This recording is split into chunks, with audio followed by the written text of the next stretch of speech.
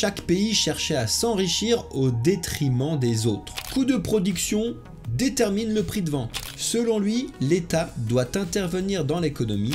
Trop d'argent en circulation, c'est l'inflation assurée. Le monétarisme a influencé les politiques de la Fed. Bitcoin n'est contrôlé par aucune banque centrale.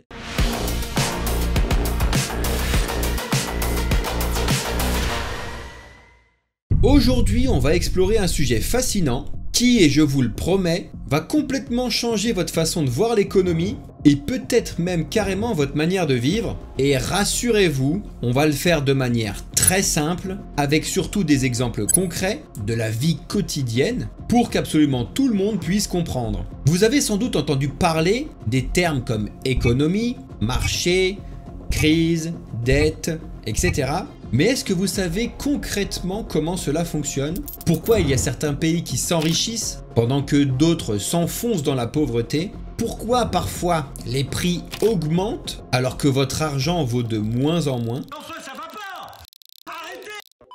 Bref, pourquoi le système économique dans lequel on vit semble parfois si compliqué et, soyons honnêtes, totalement injuste. Et si je vous disais qu'il existe plusieurs façons de penser l'économie et que certaines d'entre elles pourraient réellement révolutionner notre monde complètement? Et si, grâce à la technologie blockchain, et donc paradoxalement grâce à Bitcoin, si on pouvait enfin tester des modèles économiques qui respectent davantage notre liberté et notre pouvoir d'agir? Dans cette vidéo, on va faire deux choses principales. Tout d'abord, je vais vous expliquer les grandes écoles de pensée économique que tout le monde a testées actuellement, au fil des âges. Ensuite, je vais vous présenter ce qui, pour nous, Bamboufine, est la meilleure école de pensée, à savoir l'école autrichienne. Et pour cela, on parlera aussi de Bitcoin, cette technologie qui, vous le savez très bien, incarne parfaitement les idées autrichiennes.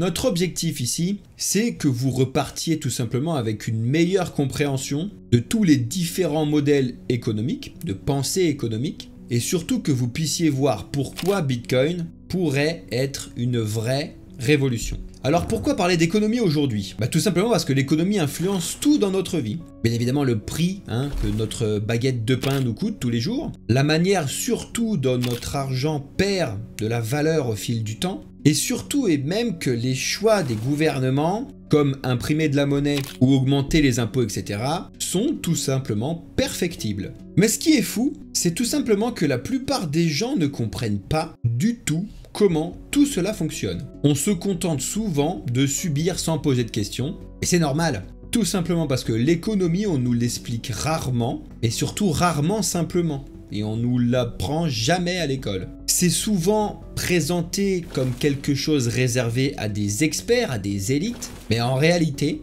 absolument tout le monde peut comprendre les bases. Et si on comprenait mieux l'économie, on pourrait tout simplement prendre de meilleures décisions pour nos finances à nous, mais aussi et surtout pour choisir les politiques économiques qui vont directement influencer notre avenir. Bref, comprendre l'économie, c'est prendre le contrôle. Et c'est exactement ce qu'on va faire aujourd'hui ensemble. Juste avant d'aller plus loin, il faut aussi dire que le modèle économique dominant aujourd'hui montre carrément des signes de fatigue. On voit de plus en plus de problèmes. L'inflation, vos économies perdent de la valeur année après année. La dette publique, les pays entiers du monde sont surendettés et surtout les inégalités continuent de se creuser. Alors face à ces problèmes, on peut se demander, est-ce qu'il n'existe tout simplement pas une autre façon de faire? Est-ce qu'il n'existe pas un autre système économique, un autre modèle économique plus juste, plus transparent, mais surtout plus adapté aux défis de notre époque? Eh bien, vous allez tout simplement voir que certaines idées, notamment celles de l'école autrichienne, couplées à des innovations technologiques, comme Bitcoin, offrent une alternative très prometteuse. Juste avant de commencer, si vous aimez ce genre de contenu vidéo, surtout que vous voulez nous soutenir la chaîne, soutenir le projet Bamboufine, et continuer à découvrir des sujets comme celui-ci, des storytelling, etc., pensez bien évidemment à vous abonner à la chaîne Bamboufine, à activer la cloche et à lâcher un petit like, c'est un soutien qui est vraiment exceptionnel. Allez, let's go, sans plus attendre, on commence avec les grandes écoles de pensée économique. Prêt? C'est parti!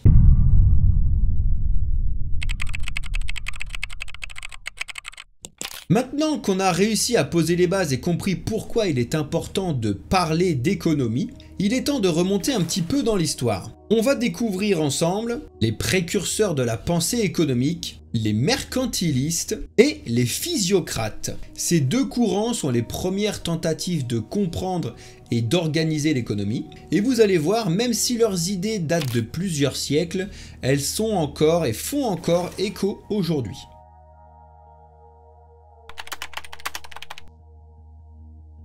Tout d'abord, les mercantilistes. Les mercantilistes étaient les premiers à réfléchir l'économie en termes de richesse nationale. Nous sommes donc au XVIe et au XVIIe siècle, une époque marquée par les grandes découvertes et l'essor du commerce international. Pour eux, la richesse d'un pays se mesurait par la quantité d'or et d'argent qu'il possédait. Plus un pays accumulait ses métaux précieux, plus il était puissant, plus il était riche. Exemple concret, imaginez que vous êtes dans une famille.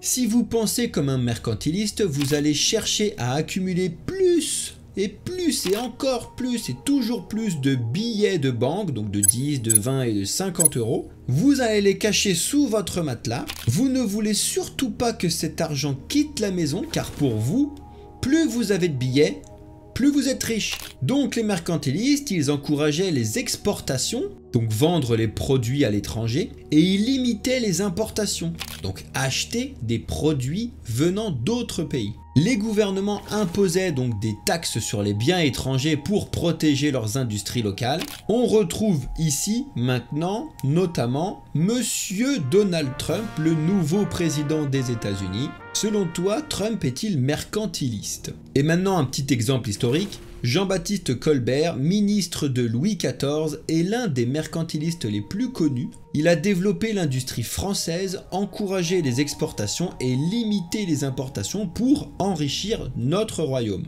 Mais ce modèle était très limité. Accumuler de l'or sans produire de valeur réelle ne permet pas à une économie de croître durablement. C'était aussi une vision très compétitive où chaque pays cherchait à s'enrichir au détriment des autres. Mercantiliste égale égoïste. Un siècle plus tard maintenant, au XVIIIe siècle donc, un nouveau courant voit le jour, les physiocrates.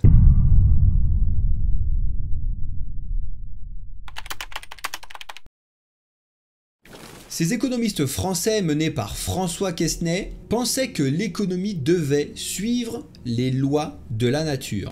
Pour eux, l'agriculture était la seule vraie source et ressource de richesse. Pourquoi? Parce que seule la terre pouvait produire des choses nouvelles, des fruits, des légumes, du blé, etc.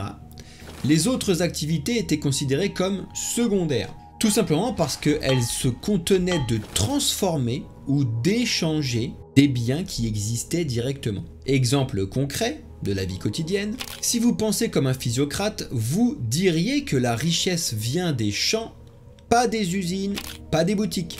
Par exemple, un agriculteur qui plante du blé crée de la richesse car il produit quelque chose à partir de la nature. Leur concept clé, le laisser-faire. Les physiocrates croient que l'économie fonctionne mieux quand on laisse les choses se faire naturellement, sans trop d'intervention de l'État.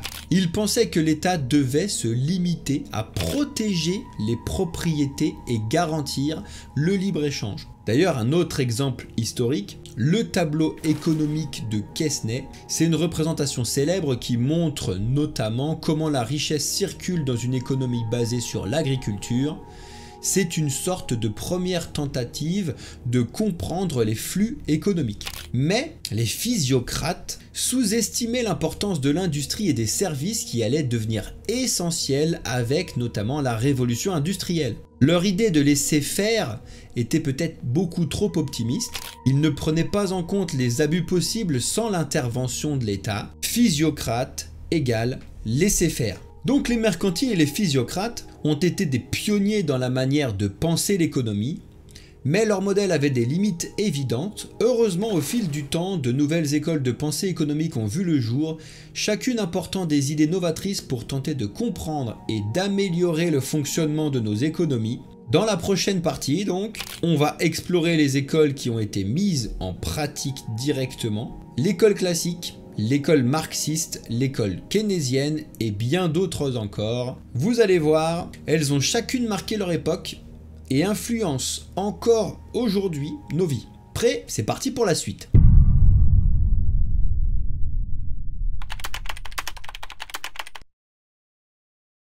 Voyons maintenant les écoles qui ont vraiment été mises en pratique dans nos sociétés. Ces idées ont été testées à travers l'histoire et ont façonné le monde dans lequel on vit aujourd'hui. Nous allons parler de 5 grandes écoles. L'école classique, l'école marxiste, l'école keynésienne, le monétarisme et le néo-keynésianisme. Et comme toujours, je vais vous donner des exemples concrets de la vie de tous les jours pour bien comprendre, parce que certes c'est des mots compliqués, mais quand on y met des mots simples, finalement l'économie et les différentes pensées économiques sont très simples à comprendre et indispensables. On commence avec l'école classique. L'école classique apparue à la fin du XVIIIe siècle est porté par des penseurs comme Adam Smith, David Ricardo et Jean-Baptiste Say. D'ailleurs, pour la petite anecdote, Adam Smith et son ouvrage, qui a été publié en 1776, lui a permis d'être crédité sous le nom de père fondateur de l'économie. Rien que ça. Leur idée centrale, le marché, s'autorégule. Si chacun poursuit son propre intérêt, cela bénéficie à toute la société. Adam Smith appelait cela la main invisible.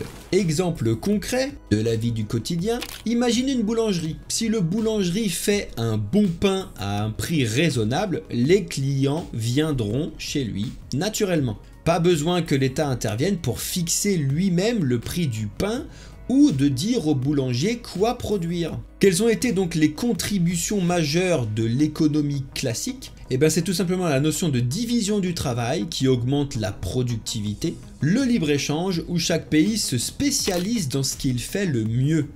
Et après, on échange librement. Mais cette école suppose que le marché est parfait, alors que dans la réalité, il peut y avoir des monopoles, des crises et surtout des inégalités. Et en plus de ça, quand on n'a pas la technologie, on ne peut pas l'appliquer. Ça, c'est à retenir pour juste après. École classique égale donc coût de production détermine le prix de vente. On passe à l'école marxiste. Karl Marx, au 19e siècle, a développé une critique profonde du capitalisme. Pour lui, ce système, c'était les inégalités énormes entre les bourgeois, donc ceux qui possèdent les moyens de production, et les prolétaires, à savoir les travailleurs. Il préconisait une économie où l'État contrôle tout pour garantir l'égalité. Pas de propriété privée. Tout, absolument tout, appartient à une collectivité.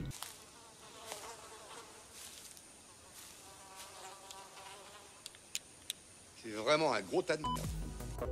C'est souvent appelé la dictature du prolétariat. Et c'est une étude très forte de la lutte des classes. Exemple concret de la vie de tous les jours. Imaginez une colocation où tout le monde met son argent en commun et décide ensemble de ce qu'il faut acheter.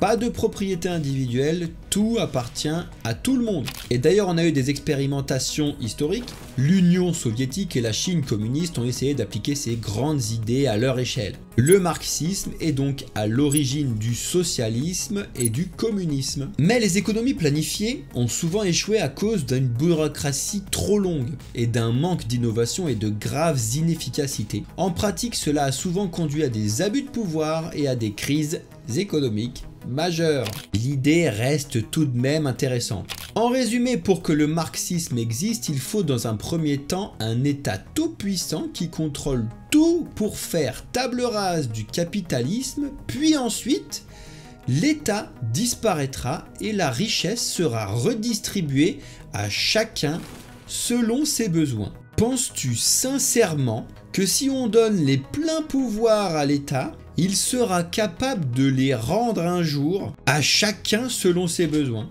Marxiste égale donc tout pour tout le monde, mais après une dictature de l'État. On passe à l'école keynésienne maintenant. Dans les années 1930, après la Grande Dépression, John Maynard Keynes propose une nouvelle approche. Selon lui, l'État doit intervenir dans l'économie, surtout en période de crise, pour stimuler la demande. Il recommande des dépenses publiques construction d'infrastructures, aide sociale et une politique monétaire active pour relancer l'économie. Exemple concret de la vie quotidienne de tous les jours, imaginez que dans une colocation, plus personne ne peut payer le loyer. Un des colocataires emprunte de l'argent pour payer le loyer temporairement, le temps que tout le monde retrouve un travail et puisse repayer le loyer. Historiquement, quand on a expérimenté le keynésianisme, c'était tout simplement les plans de relance après la Seconde Guerre mondiale, et c'est les politiques keynésiennes qui ont dominé les écoles occidentales jusque dans les années 1970. Gros problème, et on le voit directement sur ce site, cela peut entraîner une dette publique élevée si l'État emprunte trop. Certains disent que cela déresponsabilise les acteurs économiques en les habituant à une intervention de l'État. Et oui, concrètement, si tu es directeur d'une énorme banque, et si tu fais des bêtises, c'est pas grave, parce que tu sais tout simplement qu'il y a le gouvernement qui va sauver l'économie. Donc, tu continues tes bêtises. Keynésianisme égale l'État va toujours nous sauver. Allez, place au monétarisme maintenant. Dans les années 1970, face à la stagflation, donc c'est ni l'inflation ni la déflation, c'est quand ça stagne, Milton Friedman propose une nouvelle idée, l'État doit limiter son rôle à contrôler la masse monétaire seulement. Trop d'argent en circulation, c'est l'inflation assurée. Exemple concret de la vie quotidienne de tous les jours. Imaginez que dans votre colocation, vous imprimez des billets pour payer vos courses.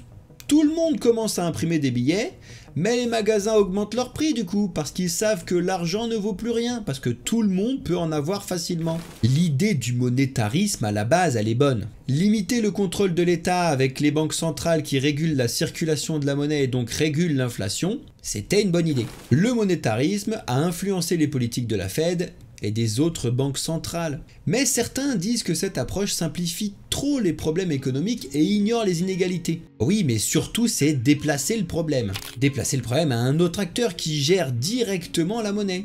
La quantité imprimée, l'inflation, et on se rend compte que cette méthode crée des retards énormes, des crises sans arrêt et donc des cycles économiques. Alors selon vous, c'est une bonne ou une mauvaise solution le monétarisme? Monétarisme égale contrôle de la monnaie par un organisme central. Et on finit ce qu'on a appliqué avec le néo-keynésianisme. C'est une évolution des idées de Keynes combinée à des éléments de l'école classique. Le marché peut fonctionner seul, mais l'État doit intervenir en cas de problème. Exemple concret de la vie de tous les jours à ton quotidien. Dans votre colocation, tout le monde gère bien son argent, mais si quelqu'un perd son emploi, les autres l'aident temporairement pour qu'il puisse se remettre sur pied. C'est donc une pensée économique mixte qui semble être une vraie bonne solution, la vraie bonne solution qui est présente actuellement au XXIe siècle. Mais c'est toujours le même problème, ça peut encore encourager une trop grande dépendance à l'État.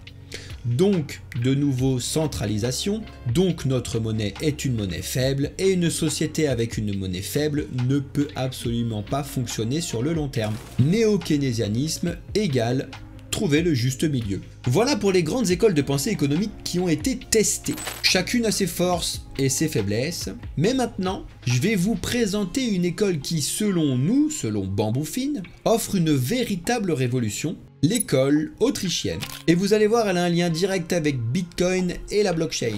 Maintenant que nous avons exploré les grandes écoles de pensée économique qui ont été testées, il est temps de vous présenter une alternative révolutionnaire qui jusqu'à présent n'a jamais pu être testée justement. Une école qui repose sur la liberté individuelle, la responsabilité personnelle et une foi totale dans la capacité du marché à s'auto-réguler.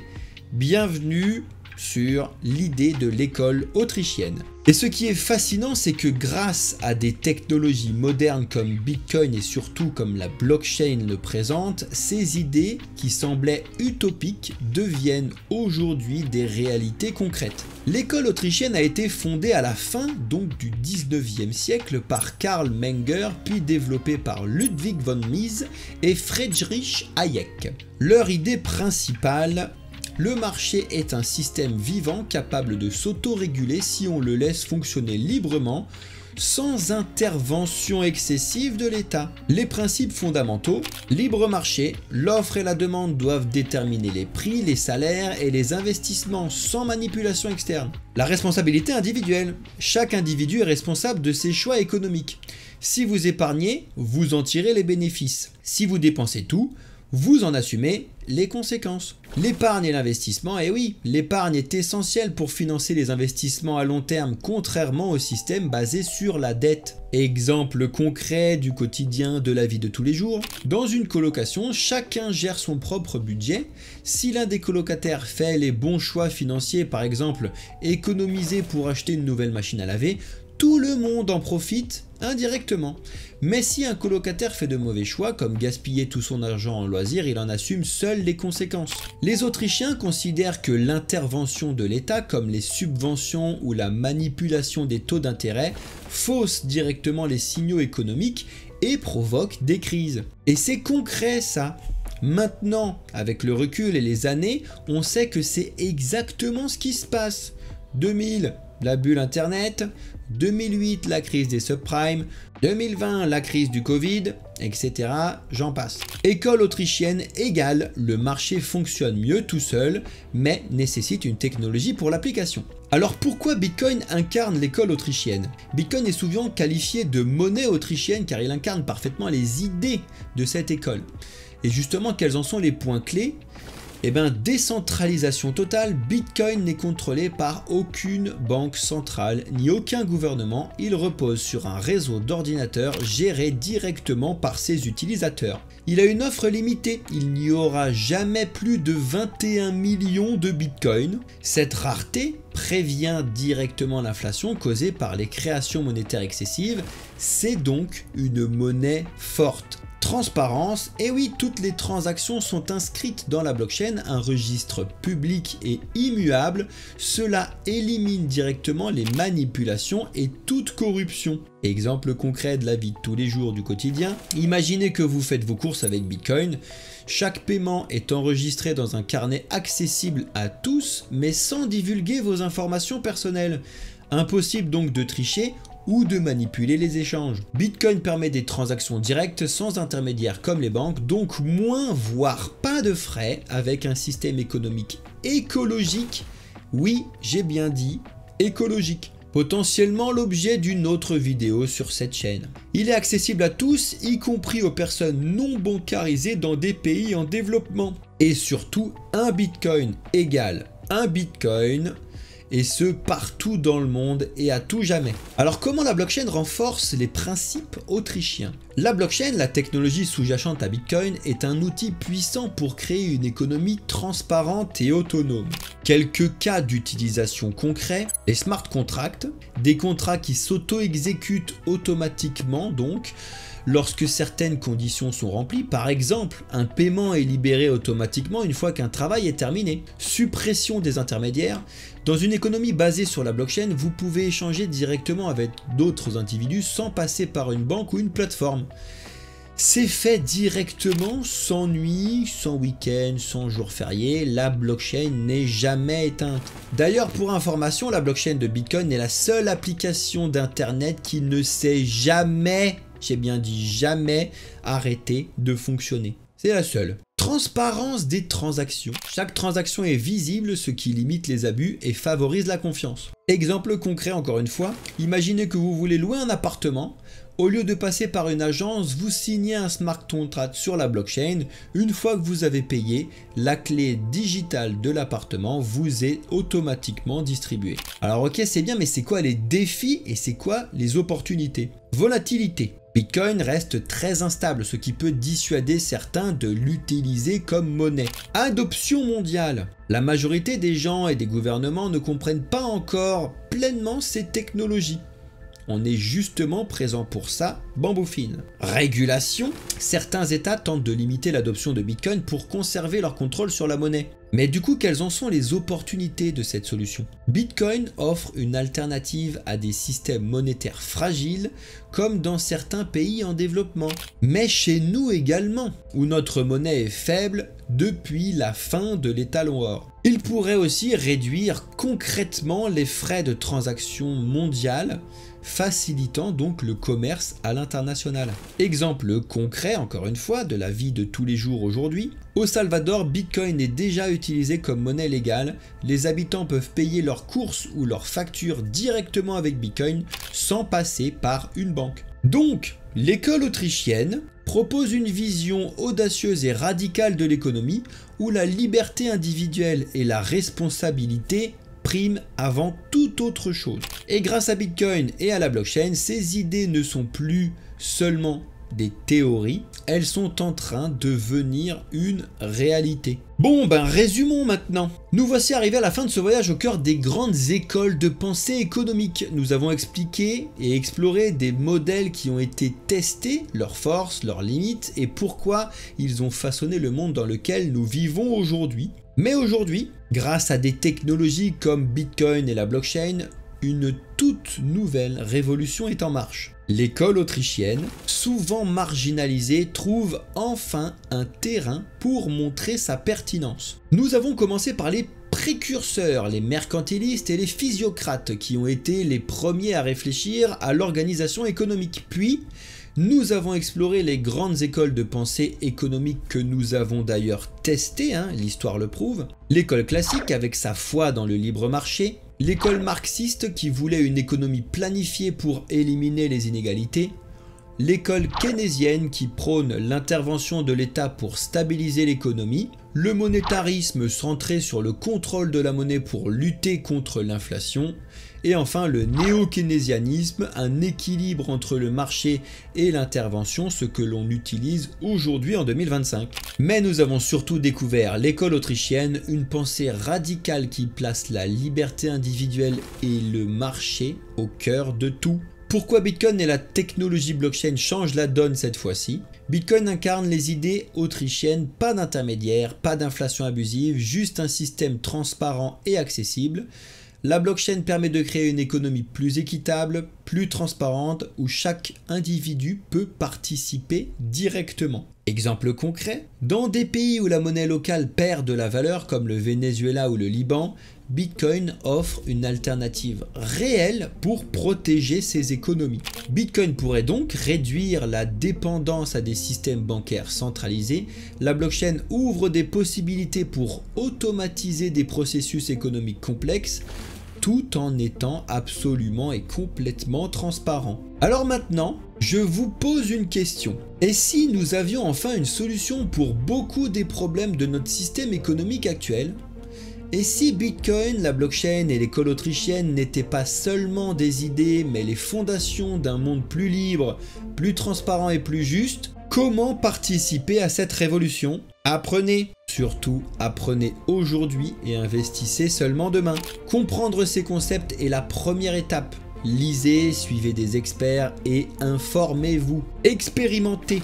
Essayez d'utiliser Bitcoin ou d'explorer les projets basés sur la blockchain. Partagez, parlez-en autour de vous, discutez avec vos proches, mais surtout posez des questions. Merci beaucoup d'avoir regardé cette vidéo jusqu'au bout. Chez Bamboufine, notre mission est de vous aider à comprendre l'économie, la blockchain, mais surtout à prendre le contrôle de vos finances dans un monde en pleine évolution. Si ce sujet vous a inspiré, pensez à liker la vidéo, à vous abonner à la chaîne et à activer la cloche pour ne rien louper. Merci encore à toutes et à tous et à très prochainement pour de nouvelles vidéos. Ciao!